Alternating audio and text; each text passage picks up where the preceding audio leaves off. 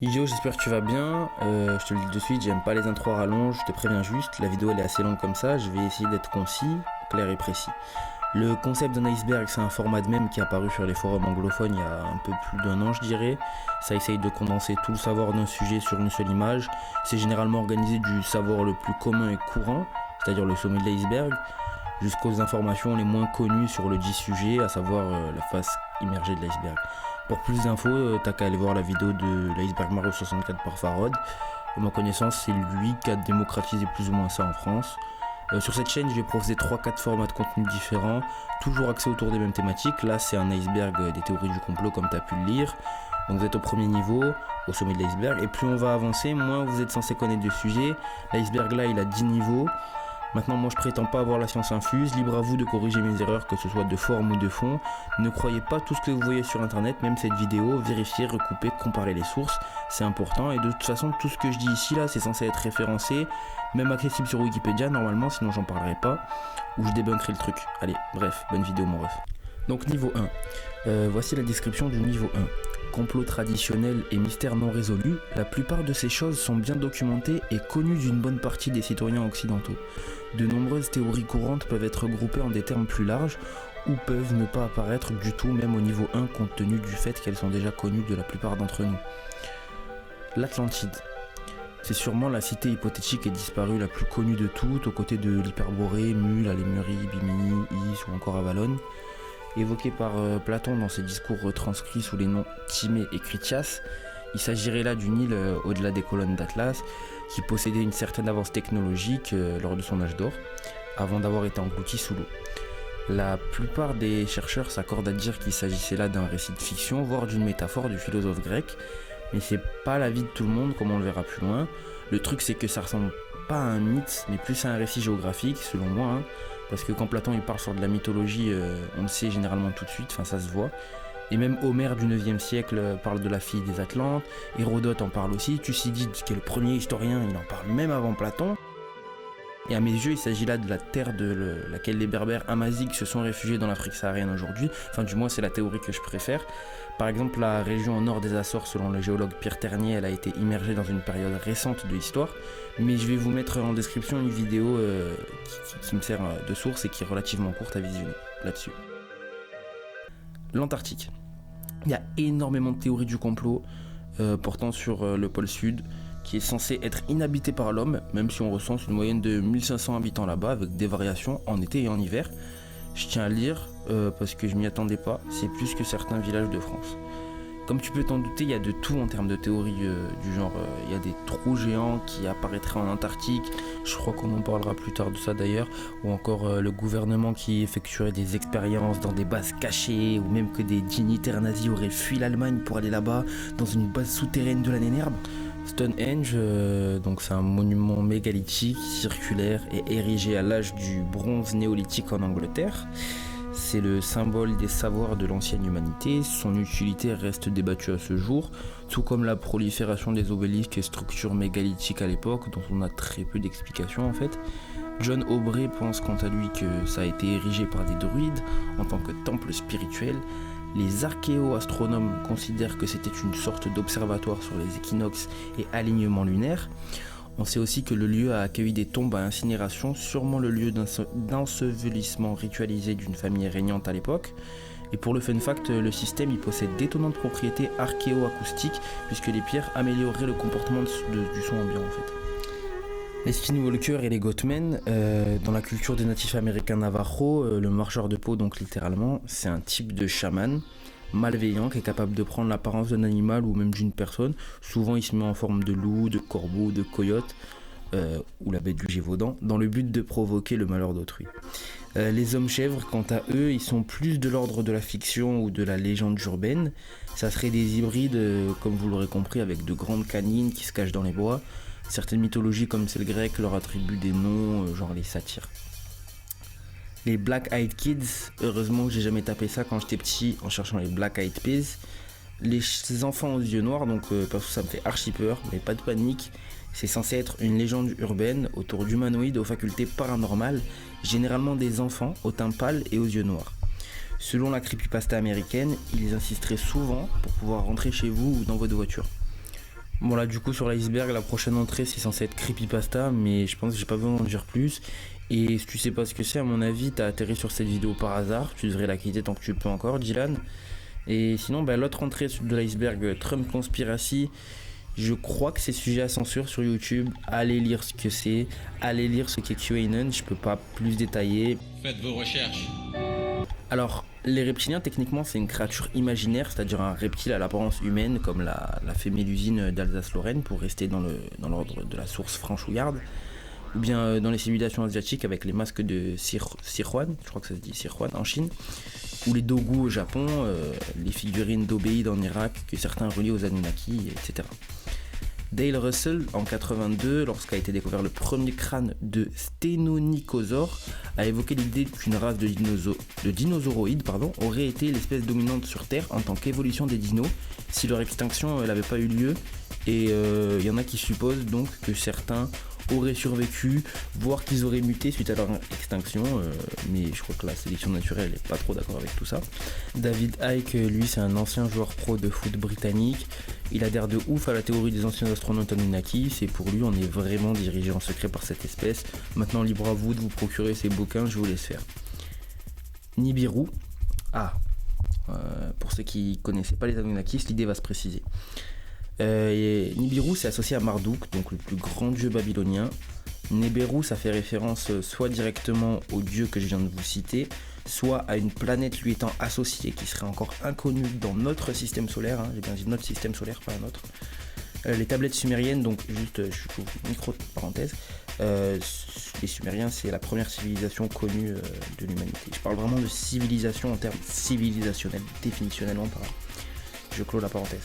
Les tablettes sumériennes, elles sont sujettes à débat, par exemple, certains pensent qu'il s'agit de Jupiter, d'autres ils les associent à l'étoile d'Alpha Draconis, à l'étoile de Kochab ou à l'hypothétique planète Perséphone. Néanmoins, l'hypothèse reprise par les dogmes New Age et qualifiée de pseudo-scientifique par la NASA, c'est celle de Zecharia Sitchin, pour qui Nibiru serait un objet céleste non identifié par l'astronomie moderne qu'il a théorisé lui-même donc comme la planète X, qui passerait à proximité de la Terre tous les 3600 ans, quand elle ne se trouve pas au-delà de Pluton. Il affirme même que l'émergence de la Terre est due à la collision entre Tiamat et Marduk, donc une planète satellite de Nibiru. Ainsi, tous les 3600 ans, Nibiru causerait d'importants cataclysmes sur Terre, voire nous rapprocherait de la fin des temps. Mais après, on peut aussi lier ça avec l'ère du Verseau, tout ça. Majestic 12. Une de mes organisations hypothétiques et secrètes préférées, j'espère que vous l'avez entendu à ma voix, je suis un grand fan d'Alien. Majestic 12 ou MJ12 est un prétendu groupe dont le nom de code abriterait un comité secret de 12 scientifiques, chefs militaires et représentants du gouvernement. Ce groupe aurait été formé en 1947 sur un décret d'Harry Truman afin de faciliter l'enquête, voire la récupération de pièces ou de vaisseaux spatiaux extraterrestres entiers. Et certains y relient ça à la zone 51 parce qu'elle aurait été créée peu d'années après l'établissement de ce comité officieux. Le concept, il est né d'une série de documents prétendument secrets et gouvernementaux qui auraient été diffusés par des ufologues, par des ufologues 37 ans plus tard. Même si le FBI a déclaré que ces documents étaient des faux, certains y continuent d'y croire. Il y a même des ufologues contemporains qui considèrent ces documents comme un canular élaboré qui nuit au domaine ufologique, quoi. Fun fact, un des premiers ARG qui a franchi le pas du jeu vidéo et l'un des moins connus à l'échelle de l'Hexagone, c'est Majestic. Majestic, ça a été développé par EA et ça parle clairement de ça et de plein de théories du complot qu'ils ont reliées à celle-là. Peut-être qu'un jour je vous ferai une vidéo dédiée à cet ARG parce que c'est un des ARG que je regrette de pas avoir été né plus tôt, quoi, parce que j'ai pas pu jouer. Je vais skip du coup le passage sur la zone 51, l'atterrissage lunaire, donc parce qu'il y avait 2 entrées là-dessus. Tout ça ce serait fake, patati patata, parce que je suppose que même pour des néophytes c'est du réchauffé. Il me semble que Feldup a parlé récemment du Lost Media dont je comptais parler à l'origine à ce moment-là. Nostradamus, c'était un apothicaire français, c'est-à-dire l'ancêtre des pharmaciens, et il pratiquait l'astrologie. Il était connu pour son œuvre Les Prophéties, dans lequel certains croient lire des prédictions qui se sont par la suite avérées correctes ou qui attendraient de s'avérer correctes, quoi. Il y en a qui disent que la Seconde Guerre mondiale, il l'avait prévue parce qu'elle a débuté plus ou moins par les grands incendies de Londres. Il y en a qui voient l'évocation d'une hypothétique troisième guerre mondiale à venir, tout ça quoi. Ou alors on serait déjà en plein dedans. L'effet Mandela. L'auteur et activiste du paranormal Fiona Broome a développé dans son ouvrage ce concept. Elle est partie d'une étude qui explique que de 2000 à 2005, beaucoup d'Américains ont eu un épisode de croyance collective. Ah, bah c'est tout simplement une hallucination collective. Genre, beaucoup d'Américains pensaient que Mandela était mort en prison dans les années 80, alors que bon, il a eu son prix Nobel après, il a vécu jusqu'en 2013, blablabla. Pour ceux qui ont trop vu Steins Gate, tout ceci résulte de l'œuvre du CERN, c'est clair et net, c'est l'accélérateur à particules, bref. Donc tu peux trouver tout un tas d'images sur internet pour tester ton cerveau, voir si t'as été assujetti à l'effet Mandela, voir si le CERN t'a précédemment reboot, ou si t'appartenais à une dimension parallèle quand t'étais petit, genre est-ce que Pikachu il a un traîneur sur sa queue? Eh ben non, enfin en tout cas dans cet univers et actuellement il en a pas. Bref, je vais pas non plus t'expliquer la théorie du multivers, c'est-à-dire qu'il existerait des univers...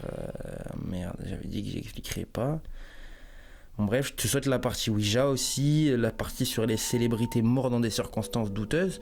Genre un tel est mort, on va dire Amy Winehouse. Genre Amy Winehouse est morte d'une overdose alors qu'elle était pas forcément connue comme étant une addict. Bon après, je crois qu'Amy elle tapait quoi, mais bon bref.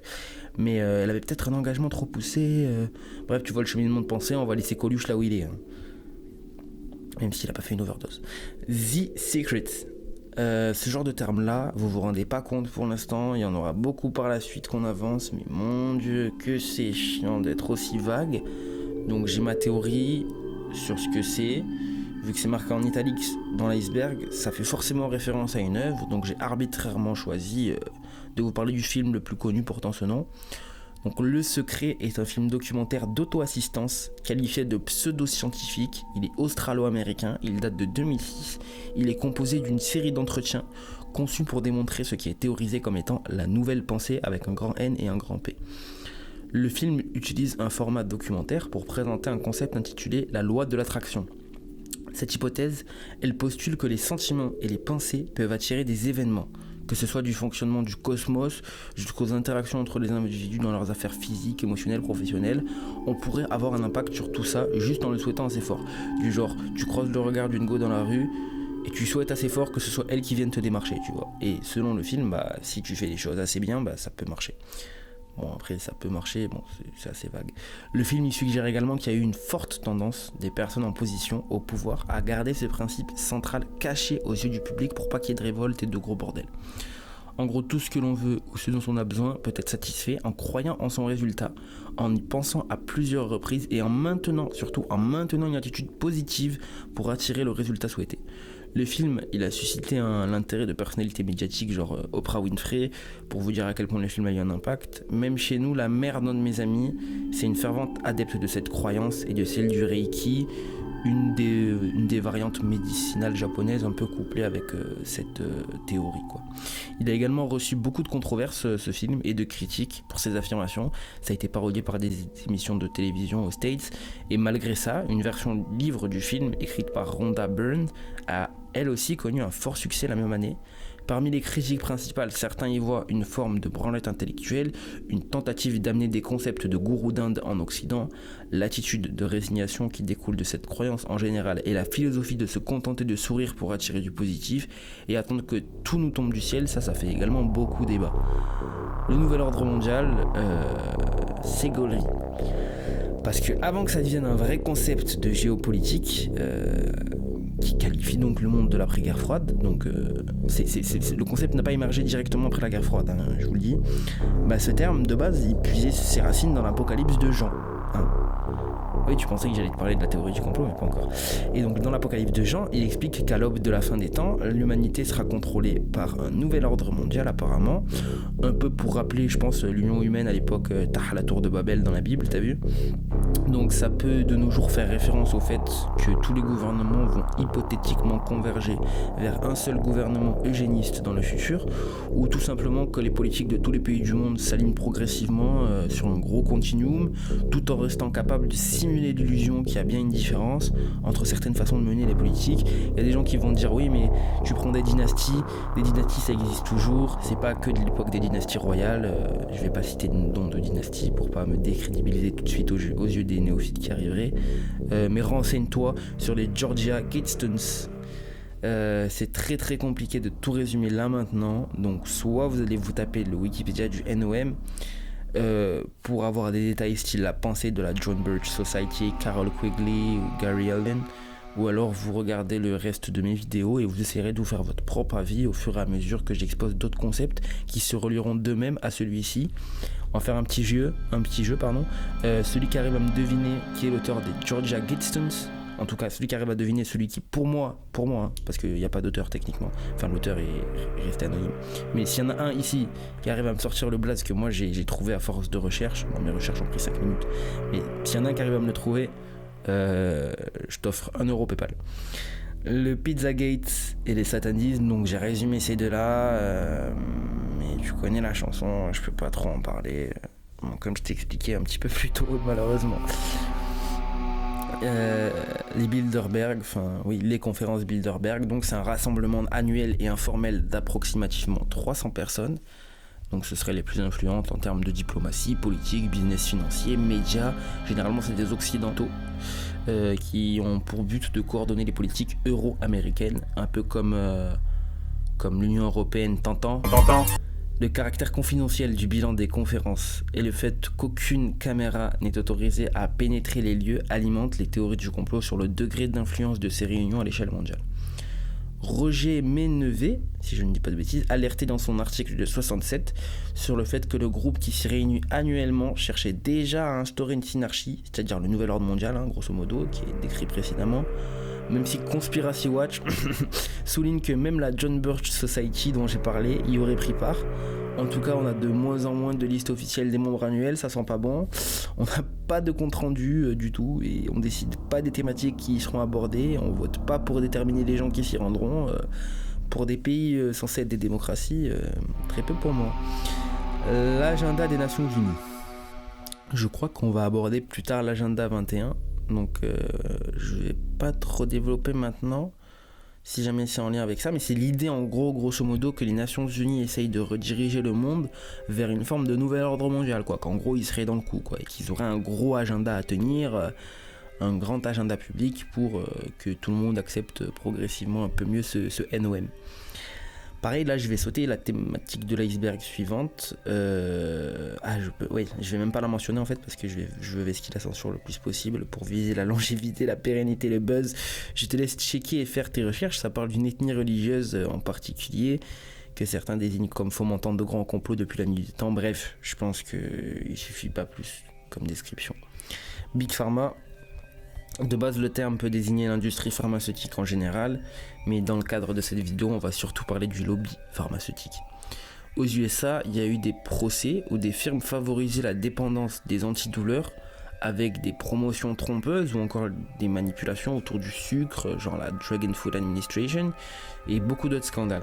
On pourrait se dire qu'on n'est pas trop touché en Europe, mais le budget assigné au lobbying est cumulé par les 10 compagnies pharmaceutiques les plus actives au niveau européen.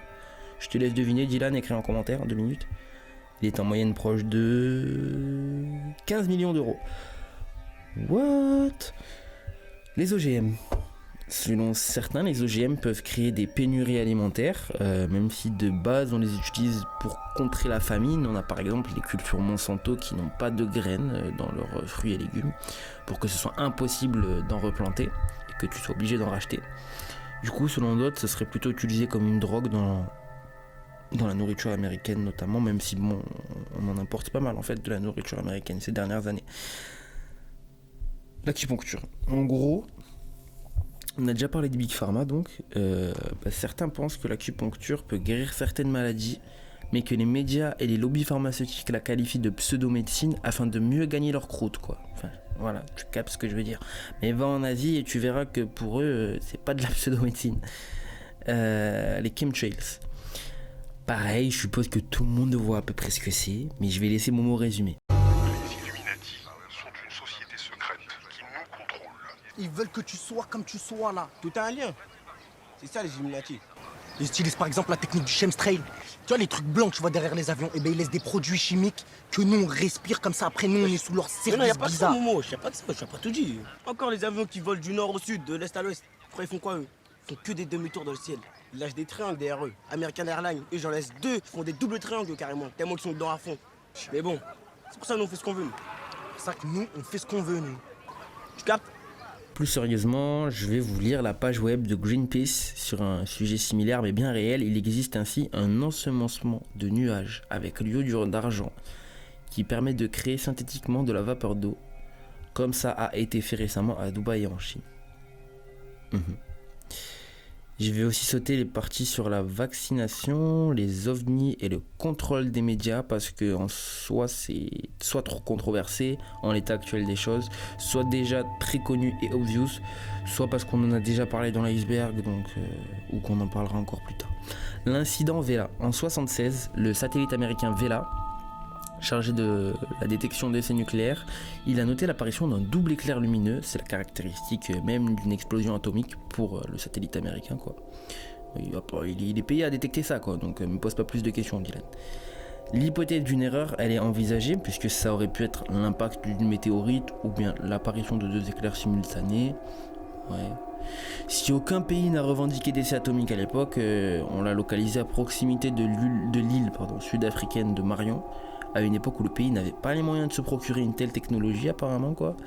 Donc il y a plusieurs thèses. Il y a la thèse de Thomas Reid qui dit que ce serait le résultat d'un test nucléaire suite à un accord de partage entre la technologie d'Israël et l'uranium d'Afrique du Sud. À l'opposé, tu as Samuel Cohen, physicien américain, qui maintient qu'il s'agissait là de la France en collaboration avec les États-Unis afin de tester une arme à neutrons. Il a vraiment dit ça? Ah ouais. Le vol Malaysia Airlines 370. Je vais pas faire l'effort de résumer cette disparition en 2015 qui passerait sur cette vidéo. En vrai, tout le monde devrait connaître cette histoire. Enfin, peut-être tu me fais un petit peu trop has-been. Mais si c'est pas le cas, j'estime que vous perdez pas grand-chose pour le coup, personnellement en tout cas. Ce qui est moins connu, c'est que le Boeing en question, il a disparu près d'une base militaire américaine qui s'appelle Diego Garcia. Et il y en a pas mal qui spéculent sur le fait que on l'aurait un peu abattu par accident pour des raisons inconnues ou autres raisons, quoi. Et tout ceci aurait été caché jusqu'ici, je crois. Hein. C'est Marc Duguin qui avait évoqué ça, mais à mon avis, si un mec a détourné l'avion à distance, ça a dû leur faire penser à un Pearl Harbor 2.0, hein, tu vois, depuis la base militaire. Mais est-ce que Pearl Harbor est un FFO? Relation sociale d'Epstein, Bill Gates, le prince Andrew. Oh merde. Ah ouais, c'est une fake news. Ah ouais, tout ça c'est faux. Je t'ai trompé. Je dirais même que tu t'es trompé. La CIA dans le trafic de drogue. On va en reparler plus tard, j'imagine, mais il y a du vrai et beaucoup de théories qui circulent basées sur des choses plus hypothétiques. Dans la catégorie du vrai, il y a eu la contrebande d'opium par la CIA pour financer le plus ancien parti politique de la Chine contemporaine, encore présent à Taïwan. Il me semble c'est le Kuomintang, afin de mettre en débâcle Mao, et donc il leur fournissait des avions remplis d'opium et ça faisait des allers-retours, import-export d'opium, voilà, depuis la Chine contre des gros billets.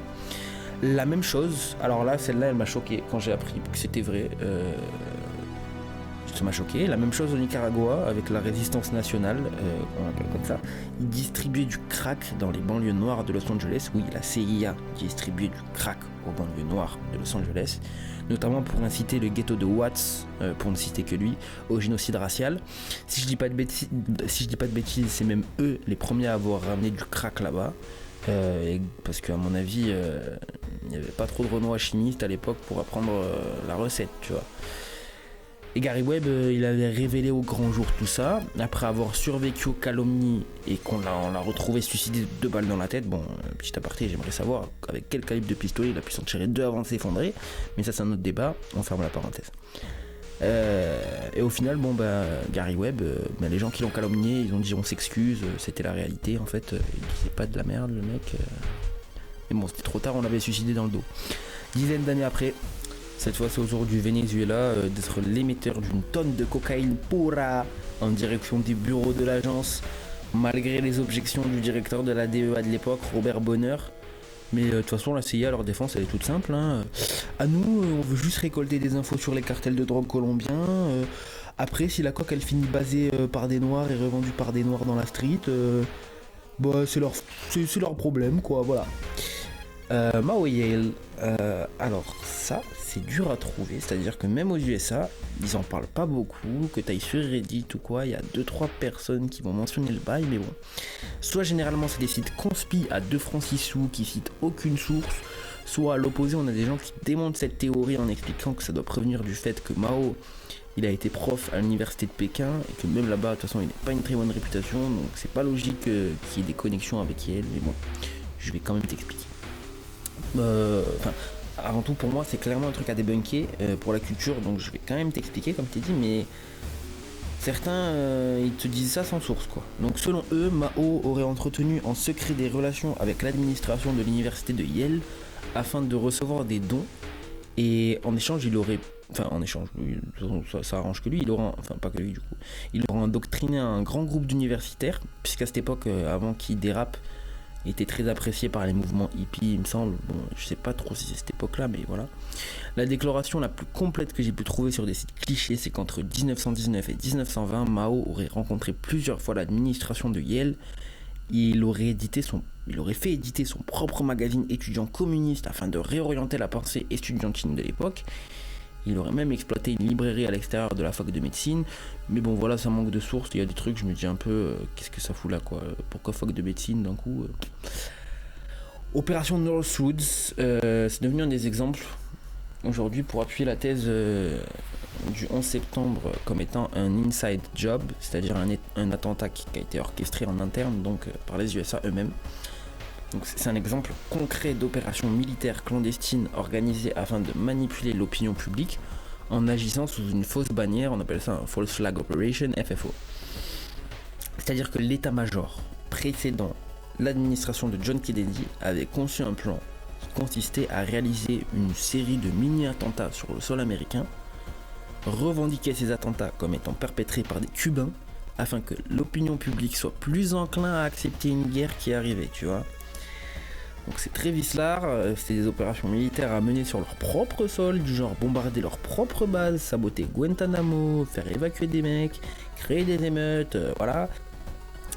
Fun fact, même si John Fitzgerald il était contre, son grand frère, qui a lui aussi été assassiné, Bobby Kennedy, c'était un des rédacteurs du plan initial. Les fake news. Alors pour ceux qui vivraient dans une grotte, une fake news, c'est une fausse information propagée sur les réseaux. D'ailleurs, on devrait plutôt dire un fox que un tox. Ouais, voilà.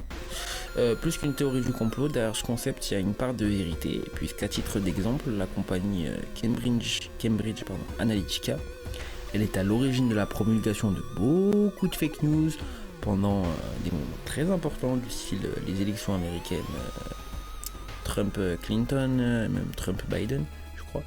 Ils auraient également poussé beaucoup de Britanniques à voter en faveur du Brexit. Je vous laisse faire vos recherches là-dessus. Moi, j'ai vu un TED Talk là-dessus. Et vraiment, c'était parfait, quoi.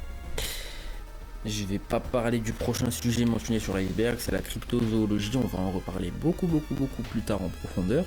En plus, je kiffe comme ça la cryptozoologie. Je trouve ça grave intéressant. Les psyops, ou en français les MISO, je crois qu'on dit MISO, je sais pas si c'est MISO ou MISO. En français, les opérations psychologiques, donc ça caractérise les éléments employés dans le cadre d'une guerre psychologique.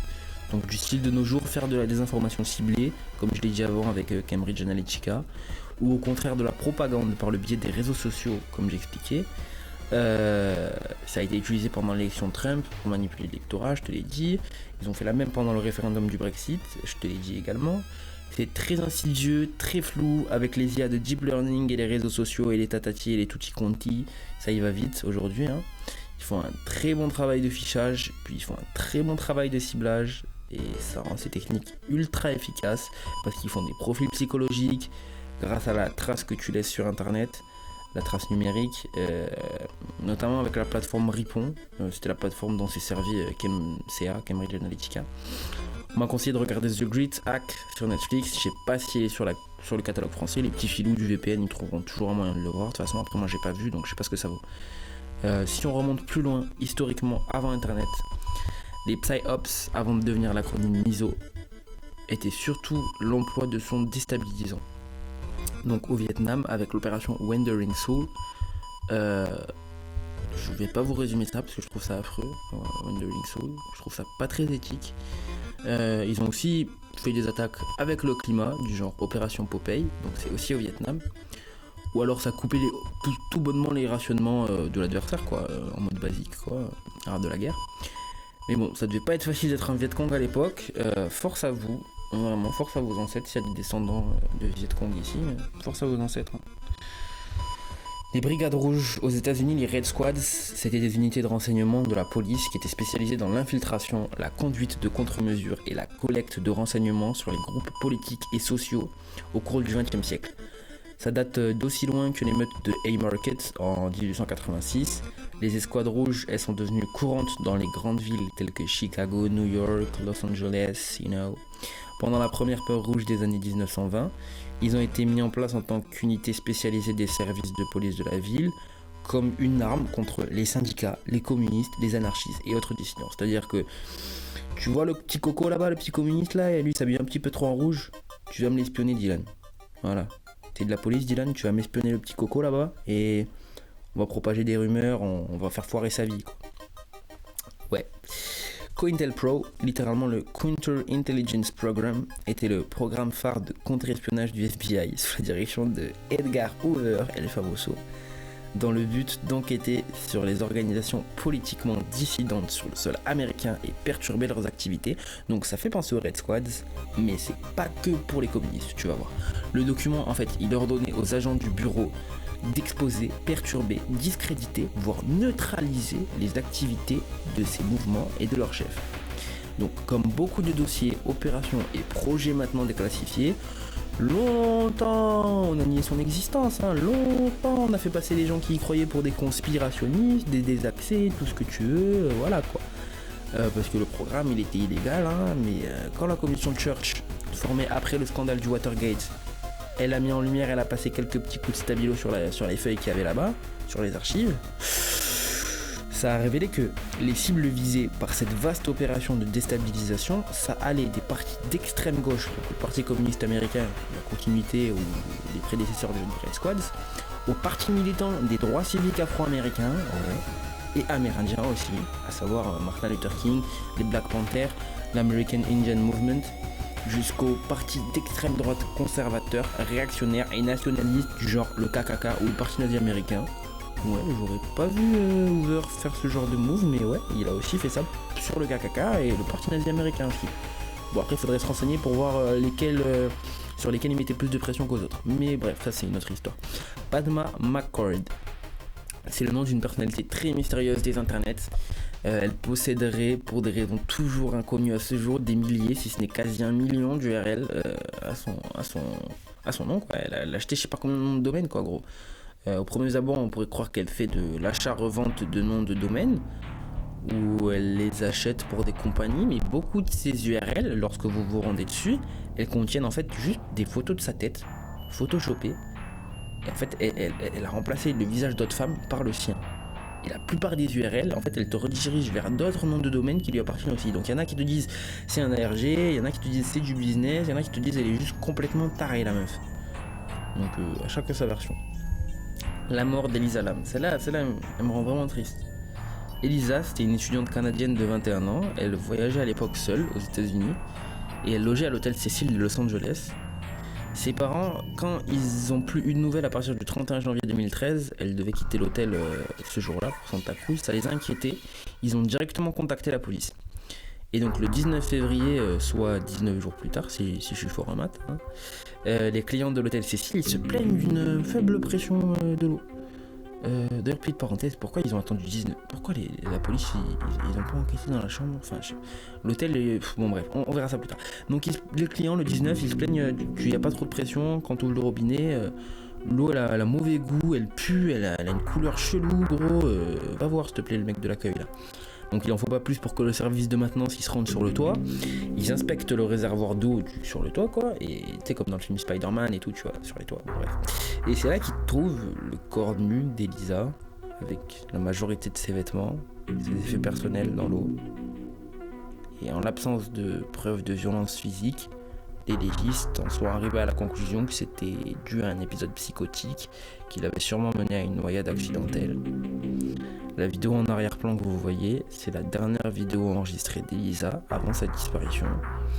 Beaucoup ont spéculé dessus parce qu'on dirait qu'elle joue à cache-cache avec quelqu'un alors qu'elle était censée être seule ce jour-là. Enfin, on dirait qu'elle n'est pas seule, quoi, dans ses interactions.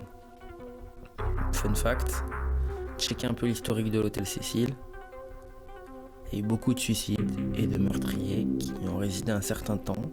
C'est considéré comme un des lieux les plus maudits, je crois, un des hôtels les plus maudits, je crois, au monde. C'est une des sources d'inspiration de la saison Hôtel de American Horror Story. La théorie principale voudrait qu'un fan de ces psychopathes ait poussé Elisa à consommer des psychotropes puis à se suicider. La photo de Tara Calico. Celle-là, vraiment, elle fait pas rire. Tara, elle avait 19 ans quand elle a disparu près de sa maison au Nouveau-Mexique. Elle a jamais été retrouvée depuis et tout le monde pense qu'elle a disparu. Enfin, pense, c'est vraiment un euphémisme, puisque le taré à l'origine de sa disparition, il aurait fait tomber intentionnellement ou accidentellement une photo d'elle attachée sur le parking d'une épicerie en Floride. Il a fait tomber cette photo et on suppose que c'est elle parce que sa mère, elle a reconnu la cicatrice que portait Tara à la jambe, même si le FBI, pour ne citer que, pense que c'était que du hasard et que c'est pas elle sur la photo. Après, je pense qu'ils sont personne pour faire ce genre de conclusion. Il y a cependant un post 4chan d'il y a 6 ans d'un utilisateur anonyme qui aurait posté une autre photo de Tara, toujours attachée. Encore à ce jour, on ne sait pas si c'était une mise en scène reconstituée par un troll douteux ou le kidnappeur qui continue de jouer avec les nerfs de la famille, mais ça fait vraiment pas rire. Les bandes vidéo de la cave. Eric et Dylan, les 2 tireurs de la tuerie de masse de Columbine, ils ont fait une série de vidéos, les Basement Tapes. Ça détaille comment ils allaient réaliser leurs attaques, leurs motivations, etc. La vidéo, elle est hypothétiquement toujours entre les mains d'un très petit groupe de personnes. Et ils uploadent un peu de façon random, parfois des portions de ces vidéos en ligne, quoi. Et même si ça reste un lost media, il existe des retranscriptions écrites, faciles à trouver sur internet. Feldup, pourquoi n'as-tu pas parlé de ce lost media, putain? Le gazeur fou de Mattoon, dans les années 40, dans l'Illinois, à Mattoon, on a recensé séparément une douzaine de cas d'attaque au gaz en 2 semaines. Ainsi que beaucoup de témoignages de personnes qui auraient prétendument vu un suspect, patati patata. La police, elle a toujours été sceptique à ce sujet, parce que les attaques, elles se déroulaient généralement à l'intérieur des maisons des victimes, c'est-à-dire le mec qui a envoyé du gaz gazé à l'intérieur des maisons, wesh. Et elle signalait sentir une odeur bizarre, ses victimes, jusqu'à être paralysées, se sentir nauséeux, vomir, etc. Certains disent qu'un désaccès était à l'origine de ces attaques. D'autres plaident pour un épisode d'hystérie collective ou encore que c'était des déchets toxiques, la pollution ou un événement paranormal, je sais pas moi. Le tueur de l'Interstate 70. Le I-70 Killer est un tueur en série américain non identifié qui est connu pour avoir tué 6 employés de magasins dans le Midwest au printemps 92. Son surnom vient du fait que plusieurs des magasins dans lesquels travaillaient ses victimes étaient situés à quelques kilomètres au large de l'autoroute Interétat 70. Ces victimes étaient généralement de jeunes femmes brunes de petite taille. L'une des victimes était un homme, mais on pense qu'il a été pris pour une femme par le tueur parce qu'il portait une queue de cheval. Tous les magasins attaqués étaient des magasins spécialisés et ils ne volaient généralement que quelques centaines de dollars, laissant penser que c'était pas le mobile parce qu'ils vidaient pas non plus la caisse, tu vois. Il est également soupçonné d'avoir tiré sur 3 autres employés de magasins au Texas en 93 et 94 et l'un d'entre eux a survécu et du coup c'est ce pourquoi il existe un portrait robot de l'assaillant, enfin je crois. En tout cas je sais pas si c'est un portrait robot du nouvel assaillant qui n'est hypothétiquement pas le I-70 Killer ou si c'est un portrait robot vraiment du I-70 Killer. Mais du coup comme vous vous en doutez on l'a jamais retrouvé et c'est pour ça qu'il est dans cet iceberg. Max Headroom, c'est un de mes trucs préférés du niveau 1. L'incident Max Headroom s'est produit dans la nuit du 22 novembre 87, lorsque les émissions télévisées de 2 stations de Chicago ont été détournées dans un acte de piratage vidéo par une personne non identifiée qui portait un masque et un costume Max Headroom avec un panneau en métal ondulé pivotant en arrière-plan pour imiter l'effet de fond géométrique de la série éponyme. Donc Max Headroom, je connaissais pas non plus, t'inquiète pas. Max Headroom, c'était un personnage britannique fictif censé représenter une IA. Et il était connu pour sa paranoïa, il bégayait, il avait une voix un peu modifiée. On l'a présenté au début des années 80, 85 il me semble, et on l'a qualifié de il a été qualifié de première personnalité de la télévision générée par un ordinateur. Même si l'apparence était réalisée par un acteur, avec du maquillage prothétique devant un écran bleu, donc voilà, c'était pas non plus la dinguerie du siècle. Le premier incident donc du hack Max Headroom, ça a eu lieu pendant les news sportifs de WGN TV à 21h. Donc ça a duré environ 25 secondes. Lors de cette intrusion, le personnage au masque se balançait de manière erratique. Il était accompagné d'un étrange bourdonnement. Le deuxième incident, il s'est produit environ 2 heures plus tard, lors de la diffusion de Doctor Who, et a duré environ 90 secondes, donc 1:30. La personne masquée a parlé tout au long de cette intrusion. Cette fois-ci, il a fait référence à l'approbation par Max Headroom de Coca-Cola, la série télévisée Clutch Cargo, le présentateur de WGN Chuck Swirsky et tous les plus grands nerds journalistiques du monde. La vidéo s'est terminée sur un plan où Max prend une fessée, il se fait littéralement exploser le derrière par une femme avec une tapette à mouche et le programme reprend normalement. Malgré une enquête de la FCC et des décennies de spéculation, les coupables n'ont jamais été arrêtés. On n'a pas identifié le mec de manière sûre. Le hacker, même si c'est qu'un hacker d'une TV, quoi, d'une TV, on dirait, il encourt une amende de $100 000 et 1 an de prison. Mais passé 92, ce jugement il est entré en date de prescription. Tu sais, c'est comme quand ton oncle il t'a... non, je vais pas faire cette blague. Le fait que personne ne les revendiquait, c'est acte. Ça laisse beaucoup de gens supposer qu'il s'agissait d'un troll organisé en interne par un employé dans le plus grand des secrets. J'avais la flemme de me taper des vidéos clickbait, mais certains ces 2 dernières années, ils arrêtent pas de sortir des vidéos du genre OMG, j'ai enfin percé le mystère de Max Headroom, qui était derrière le piratage, nanana. Si vous avez la foi de vous taper les argumentaires de Cloud Chasers, je vous laisse vaquer à vos occupations, mais moi j'en avais pas trop la foi. Même si ce genre de petites histoires ça vous fait kiffer, moi je vous recommande surtout de checker le hack de Captain Midnight et celui du commandant galactique Ashtar en Grande-Bretagne. Le transhumanisme, c'est un mouvement philosophique et intellectuel qui prône l'usage de la cybernétique sur l'homme afin d'atteindre un stade évolué. En général, les débats sur le pour et le contre sont axés sur les conséquences socio-éthiques des biotechnologies pour nous améliorer, mais certains voient dans l'usage du téléphone à outrance, etc., une forme de transhumanisme déjà assez poussée en soi pour les années auparavant. Je sais que ça peut sembler cool de s'implanter une RFID sous la peau, de pouvoir utiliser le sans contact avec sa main, mais les critiques qui reviennent le plus, c'est qu'il faut pas se prendre pour Dieu. Regardez Ted Kaczynski, si je dis pas de bêtises, la vidéo de Poisson Fécond, n'importe quoi. Voyez ce qui lui est arrivé, voyez ce qu'on lui a fait subir, voyez où ça a mené. Ça peut causer des dérèglements sur les taux de mortalité, mener à une guerre eugénique, des manipulations génétiques. T'as qu'à lire le meilleur des mondes sinon. Les androïdes, en gros, c'est les robots qui ressemblent à des êtres humains, synthétiques de Fallout, pour ceux qui ont joué à Fallout 4. Tous les jours, fuck le projet Neom ou NEOM. Je vais m'arrêter là, c'est déjà assez long. Si t'as rien appris mon ref, je suis désolé. Mais c'est l'étape 1 de l'iceberg, il y en a 9 autres. Donc je peux te certifier à 100% que tu connaîtras pas tout. Surtout qu'il y a des phases de l'iceberg 3 fois plus longues que celle-là. N'oublions pas que c'est vraiment le paillasson de l'iceberg. C'est relativement normal si vous connaissez au moins 2-3 concepts cités. Et je vais essayer d'upload les 2 premiers tiers d'un coup pour pas qu'un mec renseigné se fasse trop chier. En tout cas, j'espère au moins t'avoir appris 2-3 trucs ou pouvoir réveiller la conscience de tes proches plus sceptiques à qui il est parfois compliqué, je l'avoue, je l'admets, de parler de tous ces sujets-là avec de la véracité sans passer pour un conspi ou quoi que ce soit. Envoyez-moi des recommandations de vidéos en commentaire, que tu sois un désaxé, un erratique ou un normie en quête de savoir. Allez, tchuss.